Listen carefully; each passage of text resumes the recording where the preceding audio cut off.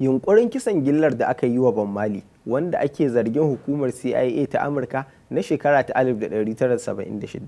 Yadda abin ya faru shine, kwana biyu kafin wasan kiɗe-kiɗen Smile da za a yi a Jamaica, ana danganta harin da aka yi wa Marley da cewa CIA ce ta shirya shi, saboda nuna goyon bayan da Marley yake yi ga Firaministan Jamaica, wato Marley. A shekarar 1970, Jamaica ta kasance tsakiyar wani rikici tsakanin jam'iyyar gurguzu ta demokuraɗiyya wato PNP da kuma jam'iyyar Labour ta Jamaica, wacce Amurka take marawa baya.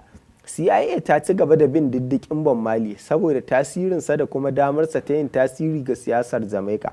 Gwamnatin Amurka tana kallon waƙar Marley a siyasance da kuma alakanta ta da shugaban PNP Marley a matsayin barazana ga muradinta na yankin Caribbean. Kwanaki biyu kafin ya yi wasan zaman lafiya na Smile Jamaica, 'yan bindiga sun kai hari a gidan Marley da ke lamba ta 56 a Hope Road A, inda mawaƙin ya tsallake rijiya da baya. Wasu rahotanni, ciki har da shaidar da manajan Marley ya bayar, Don Taylor, sun yi zargin cewa 'yan bindigar 'yan jam'iyyar JLP ne da CIA ta ɗauke su aiki kuma za ta biya su da makamai da hudar Iblis. Wani gidan talabijin na ofishin jakadancin Amurka da aka bayyana a wancan lokacin ya bayyana dalilinsa, inda ya bayyana cewa yunkurin bai shafi CIA ba. Wani zargi da aka daɗe ana yi, wanda yake nuna cewa CIA ce ta haifar da cutar kansa da ta kashe Marley a shekara ta 1981 yana da shekaru 36.